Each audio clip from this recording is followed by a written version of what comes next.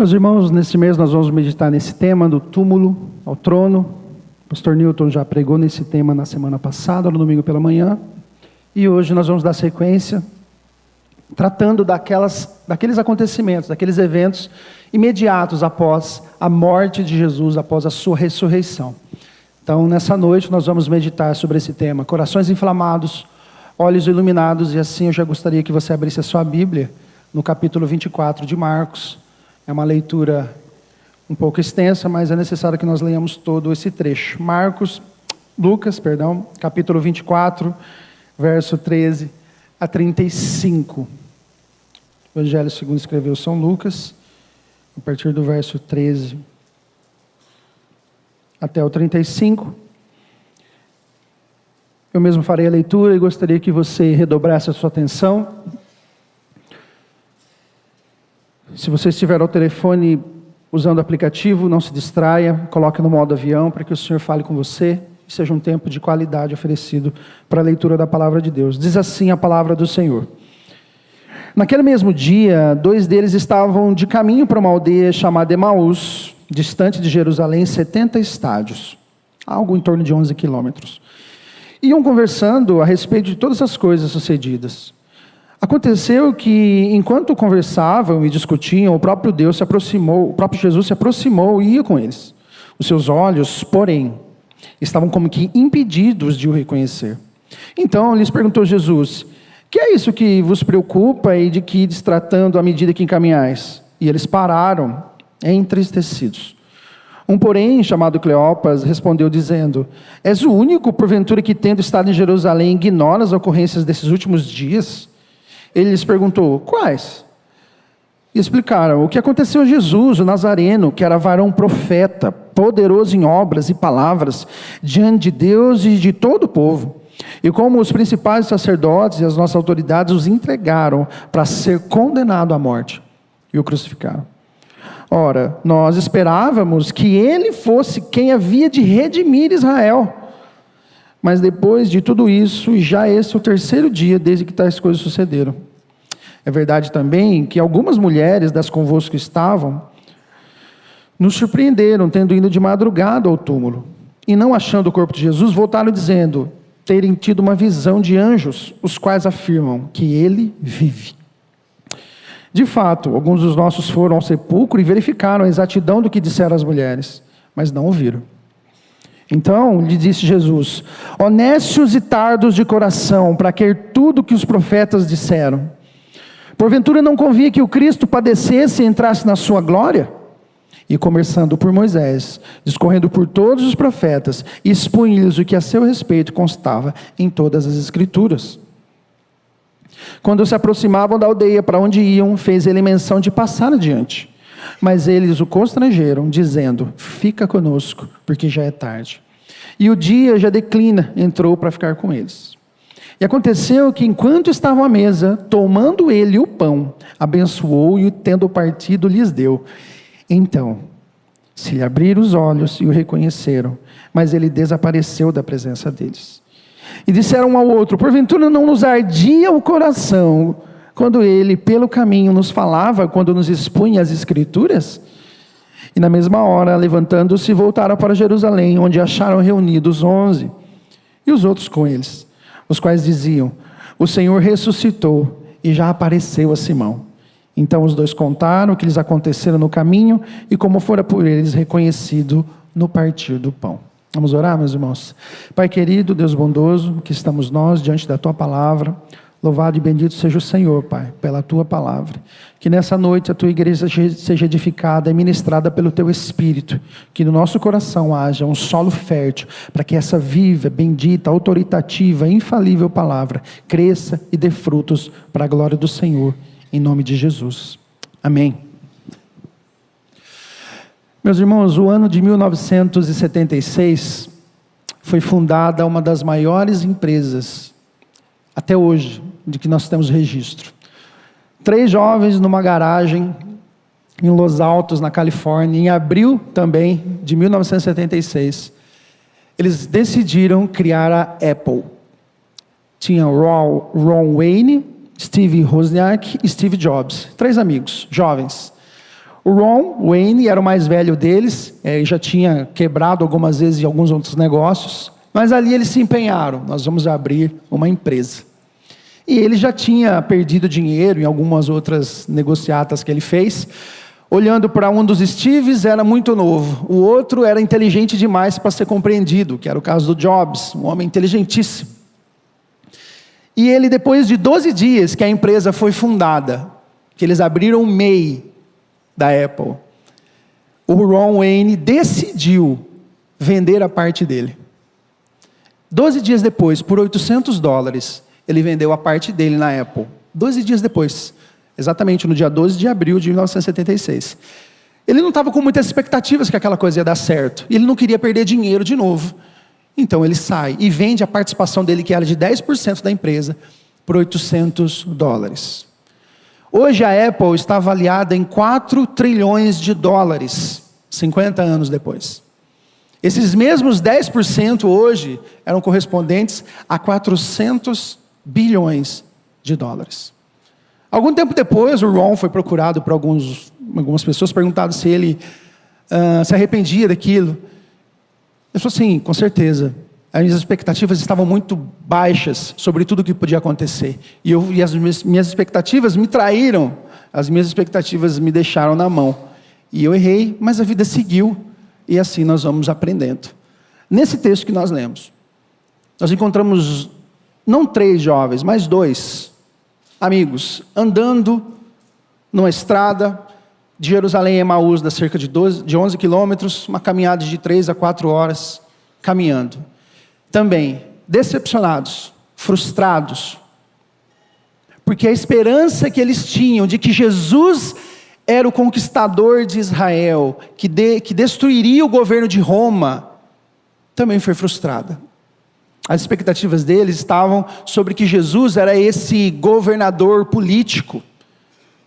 As expectativas nacionalistas daqueles 2 estavam fundamentadas de maneira equivocada em Jesus. E por isso eles andavam entristecidos pelo caminho, comentando de tudo aquilo que tinha acontecido. E era domingo.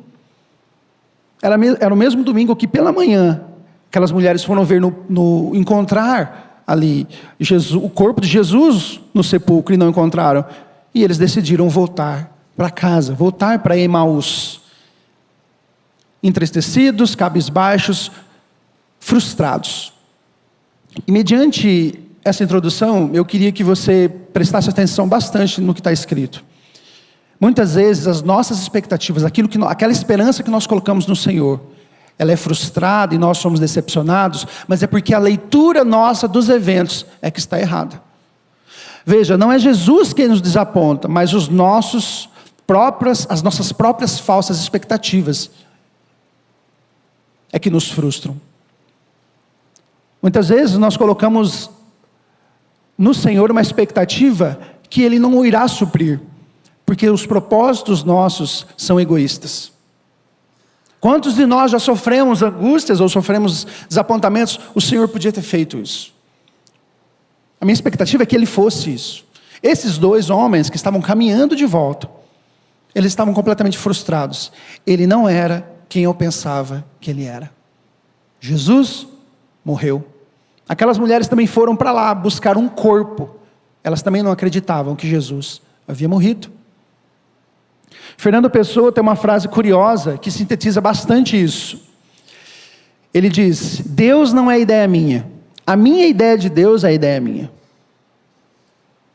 Num tempo onde nós temos acesso a tantas informações, e na internet você vê muitos especialistas nos comentários dos vídeos, todo mundo é formado em alguma coisa, mas é um tempo onde talvez nós estamos mais negligentemente deixando de conhecer a Deus e a sua palavra, e de debruçar sobre ela e termos o claro entendimento de quem Deus é. O profeta Oséias diz que o Senhor, usando ele, diz: o meu povo sofre e perece porque lhe falta conhecimento. Conhecimento de quem? Dele próprio. Conhecimento de Deus. Nós lemos o profeta Jeremias hoje na liturgia. Se alguém vai se gloriar, não se glorie na própria sabedoria, mas em conhecer a Deus, em saber os seus planos. Sabe por que muitas vezes nós nos desanimamos, nós ficamos desamparados, frustrados, choramos, sofremos? E muitas dessas vezes é porque as nossas expectativas sobre Deus estão equivocadas. Nós queremos que Deus atue como um gênio da lâmpada, que nós esfregamos, Ele sai e atende os nossos pedidos. As expectativas desses homens foram frustradas, porque não era a expectativa que Deus ia suprir. E com isso, eu quero caminhar com você para o primeiro ponto. Corações desiludidos no caminho. Então era domingo de manhã. Jesus havia ressuscitado, o túmulo já estava vazio. E mesmo que as mulheres contando que ele não estava lá, aqueles homens resolvem voltar. O curioso é que aqueles homens andavam com Jesus, meus irmãos. Eles caminharam com Jesus por 3 anos, ou quase 3 anos. Eles viram Jesus fazer muitas coisas, Jesus disse muitas coisas. Por que vocês vão procurar, como ele disse para as mulheres, aqueles 2 seres resplandecentes, por que vocês vão procurar alguém entre os mortos que está vivo? Ninguém estava com expectativa de que Jesus ressuscitaria. Acabou. Os milagres, aqui estava todo mundo decepcionado. Por fim, durou pouco. É isso, Jesus morreu. Vamos lá pegar o corpo dele, perfumar o corpo dele. E os discípulos vão voltar para as nossas práticas. Pedro volta a pescar, cada um volta para a sua casa. Veja, Jesus por várias vezes disse que teria que morrer. 2 pontos eu gostaria de salientar dentro desse primeiro ponto. Você percebeu comigo que no verso de número 16, os olhos dos discípulos estavam como que impedidos de reconhecer ao Senhor. Isso é curioso. Isso é curioso. Jesus parece se ocultar dos seus discípulos. Parece que ele não quer ser reconhecido naquele momento pelos seus discípulos. Os seus olhos, porém, estavam como que impedidos de o reconhecer. Há um termo técnico no grego denominado de passivo divino, que é exatamente o que acontece aqui. Esse verbo no grego, ele dá a ideia de que eles não estavam vendo porque não queriam. Eles não podiam ver porque o Senhor os impedia de ver. Era proposital. O próprio Deus estava impedindo que eles reconhecessem a Jesus naquele momento, fisicamente. Alguns estudiosos dizem que talvez o entendimento deles estava em luto. Eles estavam cabisbaixos andando naquela estrada e sequer levantavam a cabeça para saber que Jesus estava com eles. O luto estava obscurecendo a sua visão e eles não tinham ideia de que Jesus estava com ele. Mas eu gosto de pensar como a exegese do termo diz, que ali eles foram impedidos não por algo próprio deles, mas porque Deus interferiu na visão deles. Existe uma doença chamada prosopagnosia. É a dificuldade que as pessoas têm de identificar faces. Olha, às vezes o marido esquece o rosto da esposa. Imagine que curioso isso. Não consegue identificar. Então tem que criar mecanismos para olhar o braço, a voz, outros mecanismos para entender quem é a pessoa. Mas não é isso que estava acontecendo com esses homens. Eles estavam impedidos pelo próprio Deus. Jesus não queria ser reconhecido naquele momento pela sua fisionomia física, o seu corpo glorificado. E eles são impedidos. Nem o corpo, nem a face de Jesus foram mudados. É um comentário de João Calvino. As feições do rosto eram as mesmas, mas os olhos dos discípulos, suas mentes, é que estavam obscurecidas para reconhecer quem Jesus era. O reconhecimento de quem Jesus é, de toda a sua obra, não está à disposição de quem quer. Está à disposição de quem o Pai quer revelar. Está à disposição de quem Deus quer mostrar o Filho. Você deve se lembrar em Mateus 16, quando Jesus questiona os discípulos: quem estão dizendo que eu sou por aí? Os dizem que são Elias, Jeremias. Tá, e vocês? Quem dizem que eu sou? Pedro se levanta e diz: tu és o Cristo, o Filho do Deus vivo. E o Senhor elogia: muito bem, Pedro. Só que você só sabe disso porque o Pai te revelou. Então não há como o homem na sua própria miséria reconhecer a obra e quem Jesus é, a menos que o Espírito Santo faça uma obra no seu coração. Nunca, se o homem pudesse se mover na direção de Deus, Jesus não precisava ter vindo, porque o homem se salvaria. Há uma certa autonomia dada aos homens que não é bíblica. O Senhor não quis se revelar. Nesse momento ele fez propositalmente o seu obscurecimento. O segundo fato que me chama a atenção nesse primeiro ponto, onde os corações deles estavam completamente desiludidos. Ora, talvez essa seja uma das declarações mais tristes do Novo Testamento. Ora, nós esperávamos que ele fosse quem havia de redimir Israel.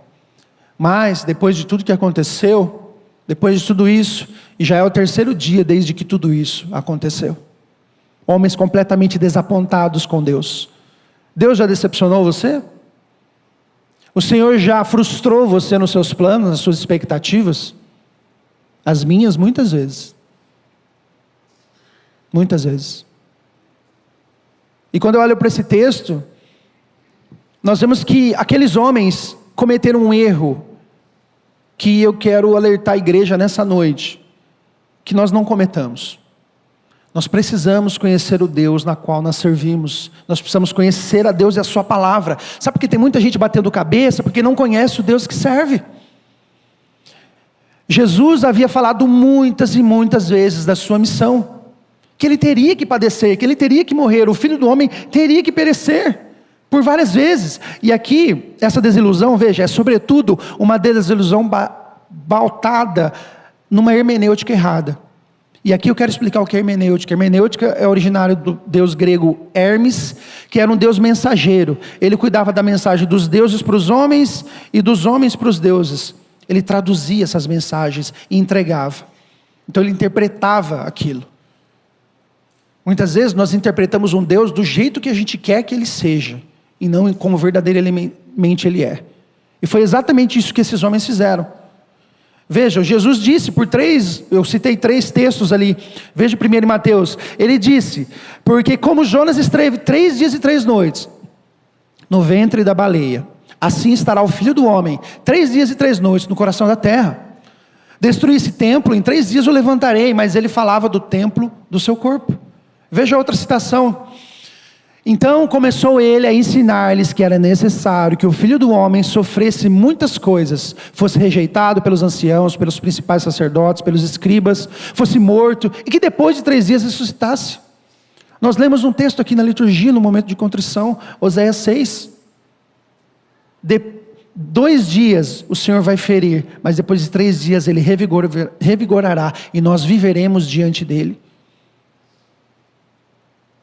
Aqueles homens estavam decepcionados porque queriam crer num Deus que eles mesmos inventaram, num Deus que resolvia os problemas nacionalistas de Israel, mas não um Deus que tem uma narrativa muito maior do que esse problema político que nós temos, principalmente no nosso país. A história do mundo não se restringe à esquerda ou à direita. A história de todas as eras se resume a Deus amou o mundo de tal maneira que ele enviou seu Filho unigênito, para que todo aquele que nele crê não pereça, mas tenha vida eterna.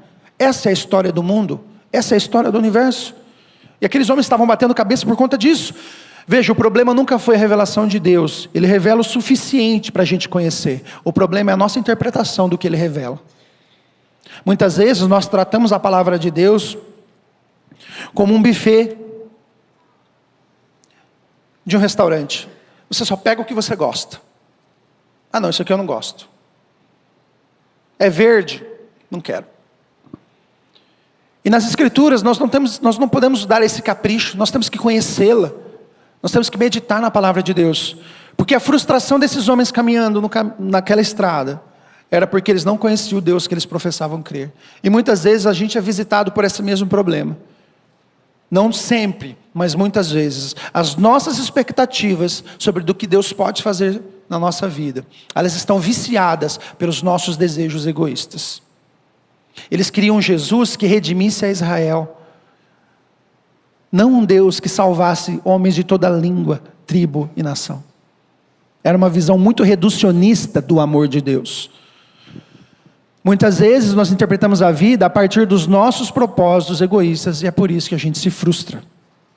E é por isso que você também, muitas vezes, e eu, nos frustramos com pessoas, não é assim? Muitas vezes as nossas expectativas sobre as pessoas estão erradas, e a gente sofre por quê? Porque você espera demais de pessoas falhas. A nossa esperança precisa estar no Senhor. Nós não podemos andar como esses homens, nesse primeiro ponto, com corações desiludidos no caminho. Porque Jesus não era quem eles pensavam que era. Mas nisso nós vemos que Jesus se aproxima deles. Jesus está com eles e ele pergunta para eles o que está acontecendo. E eles explicam, entristecidos: o senhor não sabe o que está acontecendo? Varão, profeta, poderoso em palavras, fazia grandes obras diante de Deus e do povo, mas ele morreu. Então por isso que nós estamos assim, voltando para casa. Nós vamos entrar agora no segundo ponto, que é quando esse texto ele tem uma estrutura quiástica, e por várias vezes os pastores já explicaram isso, e é importante relembrar. Um quiasmo é uma estrutura sanduíche, onde o versículo 13 e o versículo 35 formam uma moldura, e no meio desse texto, nós temos esses 3 versos, do 25 ao 27. O recheio de toda essa passagem está nesse ponto. Que é quando Jesus se dirige para eles e começa a explicar para eles, que o motivo da desilusão, do motivo do desapontamento deles não tem fundamento. É uma coisa da cabeça deles. Veja, corações inflamados pela palavra, diante dessa leitura equivocada dos acontecimentos por parte dos discípulos, por causa dessas hermenêutica seletiva deles, Jesus adverte: nécios e tardos de coração para crer tudo que os profetas disseram. Tudo que aconteceu foi predito, foi anunciado, não há nada novo. Vocês não foram pegos de surpresa, vocês não se atentaram à palavra de Deus. E começando por Moisés, discorrendo por todos os profetas, expunha-lhes o que a respeito do que constava sobre ele mesmo nas Escrituras. O maior sermão da história foi pregado numa estrada empoeirada.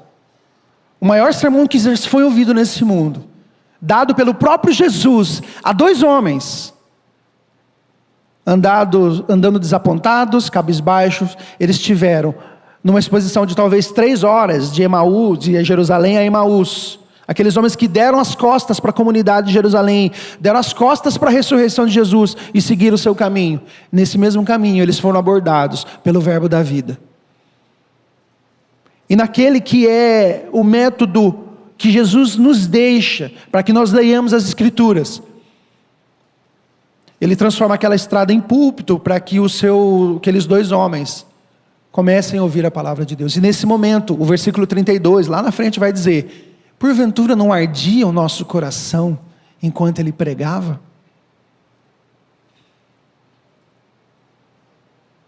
Qual é a reação do seu coração ao ouvir a palavra de Deus? O seu coração arde? O seu coração se aquece? A palavra de Deus tem um valor especial para você? Jesus está ministrando no coração daqueles homens uma pregação exclusiva, que vai realinhar a história daqueles homens. A palavra de Deus, ela tem um poder de realinhar a nossa história, porque ela é palavra de Deus para a nossa vida. Jesus está ensinando que o óculos pelo qual nós devemos ler a Escritura é Ele mesmo. Porque senão nós nos deparamos com sermões biográficos. E Davi lutou com Golias, e você tem que ter a coragem de Davi, tem que temer a Deus e derrotar os seus gigantes, e vencer os seus gigantes. É só isso. Nós precisamos olhar cada texto com as lentes que apontam para quem Cristo é e a sua obra. E Jacó lutou com um anjo e prevaleceu, e preciso de uma bênção, não vou desistir, sem ela eu não vou sair daqui, só saio daqui quando o Senhor me tocar. Aquela escada que Jacó viu, é a escada que representa Cristo Jesus, porque é essa escada que liga os homens a Deus.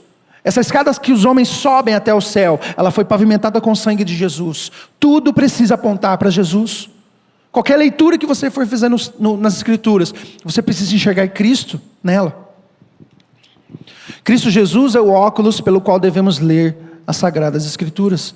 É isso, exatamente isso, que Jesus estava explicando para aqueles homens, e isso vem para a nossa vida nessa noite. De que maneira nós podemos ler as Escrituras? Pastor, eu não consigo entender muito quando eu leio. Qual óculos você está usando? O óculos dos seus problemas pessoais meramente? Veja, nós temos as nossas demandas, as nossas lutas, aquilo nós precisamos procurar o Senhor e colocar diante dEle. Mas veja, alinhe as suas expectativas com a própria palavra de Deus.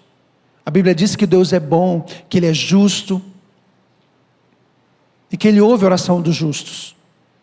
A oração do justo pode muito ter seus efeitos, mas as nossas orações, elas precisam estar pautadas no método que Ele mesmo deixou para procurá-lo, que é a sua própria palavra.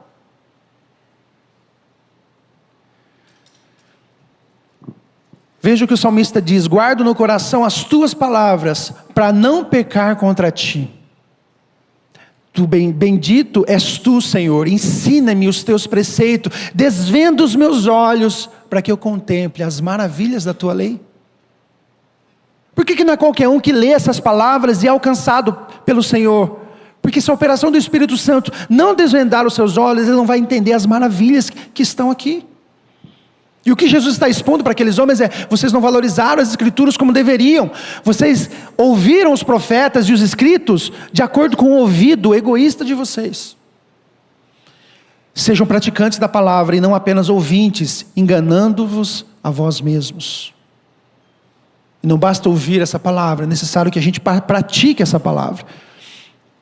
E por último, nós estamos caminhando para o final. Esses homens que já estavam com o coração aquecido, porque ouviram a palavra, já se finda o dia.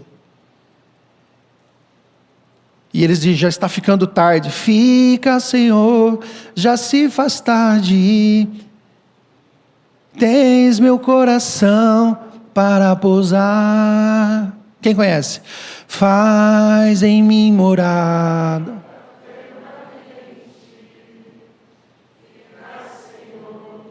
Fica, Senhor, meu Salvador. O coração daqueles homens foi aquecido pela pregação da palavra. E foi tão grande o que o Senhor fez através da sua palavra, que eles decidiram: fica conosco, você é um desconhecido para a gente não te conhece. Mas enquanto você falava, algo estava mudando dentro de nós. Quando eles aproximaram da aldeia, pediram para o Senhor ficar. E é curioso que esse estranho entra na casa, e ao invés, ele era um hóspede, mas ele toma a postura de um anfitrião, porque ele toma o pão. Ele toma o pão. E aqui nós temos talvez um dos momentos mais altos desse texto. Deixa eu mudar aqui. Os corações já haviam sido aquecidos pela palavra, mas no partir do pão, os olhos foram abertos. Na quinta-feira passada, à noite, eles haviam ceado: Jesus, este é meu corpo, que é dado por vós, que é partido por vós.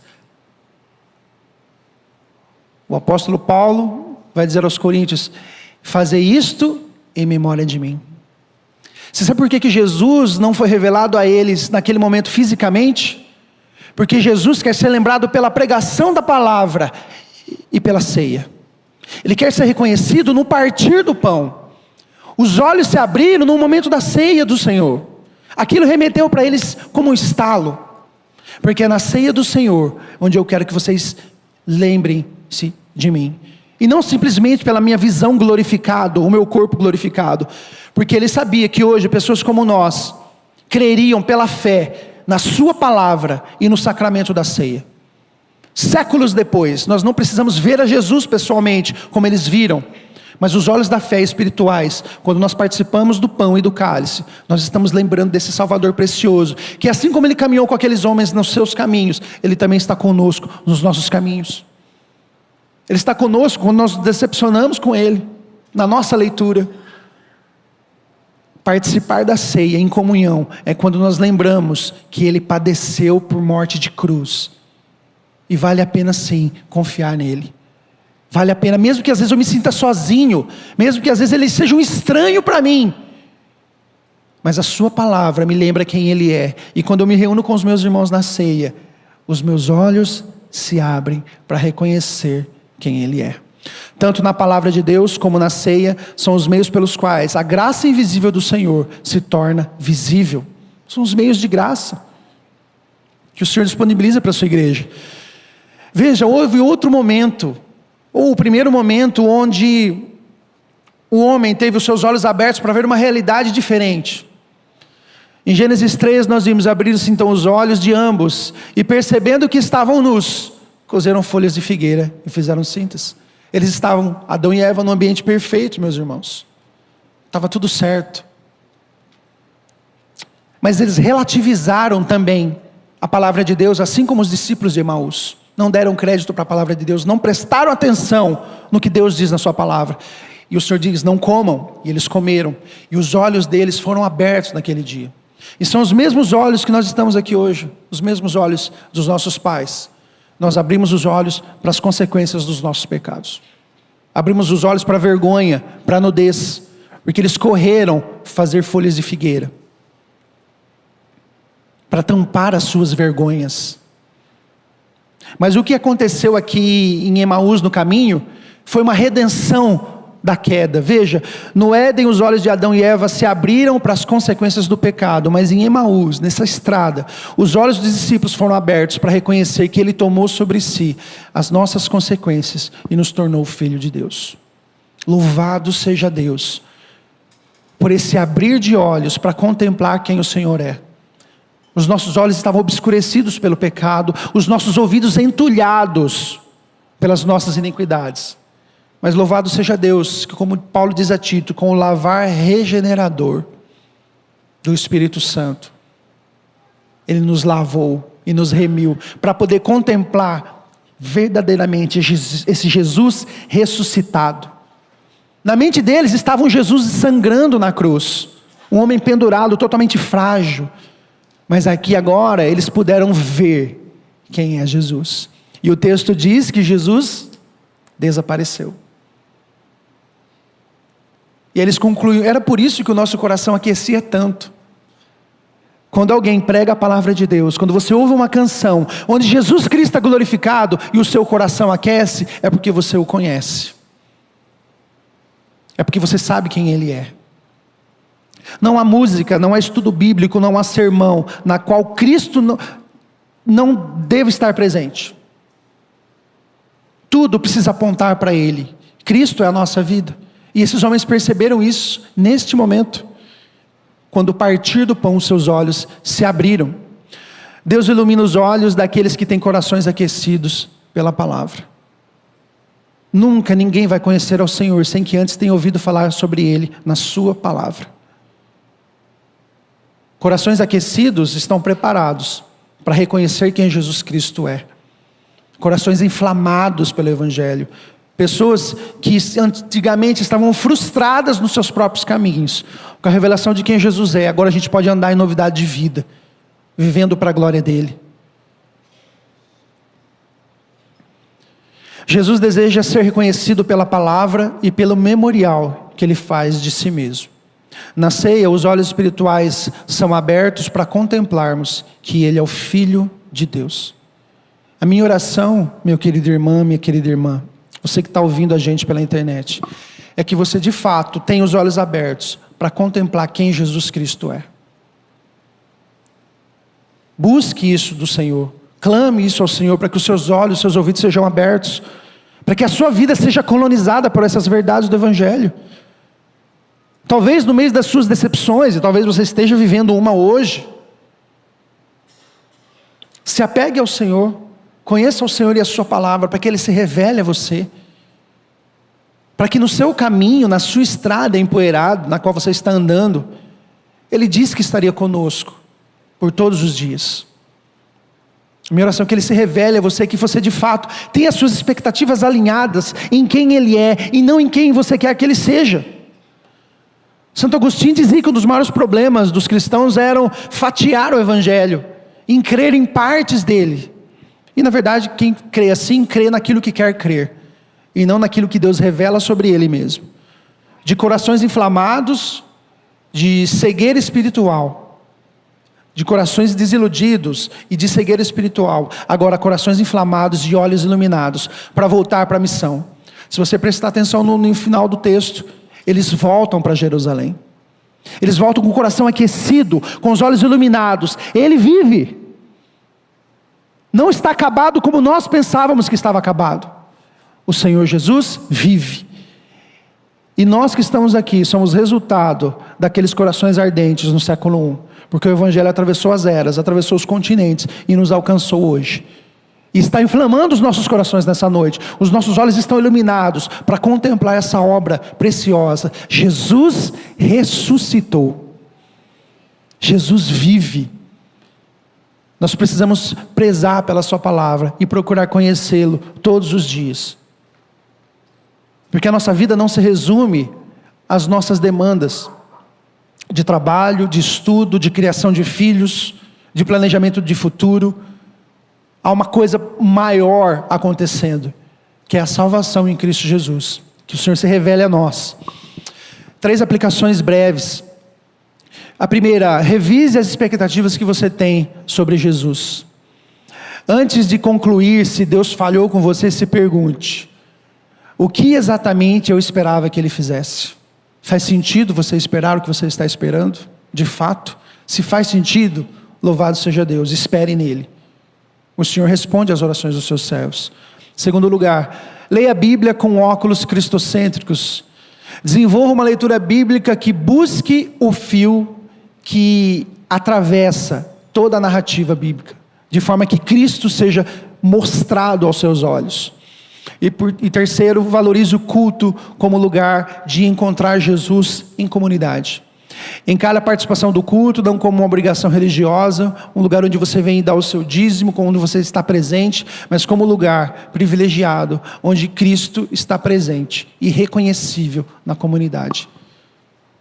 Que Deus nos abençoe, meus irmãos, que de corações desiludidos nós possamos passar a corações inflamados pela palavra de Deus. E que o Senhor se revele a você, na sua casa, aos seus filhos, e que você seja a luz do Senhor e volte para a missão. Muitas vezes as desilusões fazem com que a gente saia do propósito de Deus para a nossa vida. Aqueles homens estavam sendo tirados do seu propósito, daquilo que Deus tinha para eles. Mas o Senhor ajudou eles a recalcular a rota. E nessa noite eu espero que o Senhor esteja ajudando você. Se você está perdido, se você está cabisbaixo, entristecido, que Ele te ajude a recalcular a rota da sua vida e colocar você no caminho de glorificar a Ele em todas as áreas da sua vida. Amém? Eu quero orar com você. Depois nós vamos louvar ao Senhor com uma canção, para que essa palavra fique guardada no nosso coração. Deus querido, Deus bondoso, nós bendizemos o Teu nome, Pai. Te glorificamos nessa noite pela Tua palavra. A Tua palavra tem esse poder, Pai, de vasculhar a nossa mente e o nosso coração, e alinhar as nossas expectativas diante do Senhor e sobre o Senhor. Aqui nessa noite está o Teu povo, Pai. A Tua palavra foi exposta e o Teu Espírito está trabalhando nos corações. Se alguém entrou aqui desanimado, entristecido, desiludido, porque acha que o Senhor devia fazer como ele estava esperando ou ela estava esperando, Pai, ensina esse coração, Pai. Trabalha nessa noite nesse coração para que ele entenda quem o Senhor é e a sua obra, que vai muito além de resolver os nossos problemas, mas há uma narrativa muito maior, há um plano muito maior e redentor, de revelar a Jesus Cristo, Senhor, no coração dessa pessoa e através dela em outros corações também. Que o Senhor faça com que essa palavra acomode, encontre o solo fértil no coração da Tua igreja, Pai. Em nome de Jesus.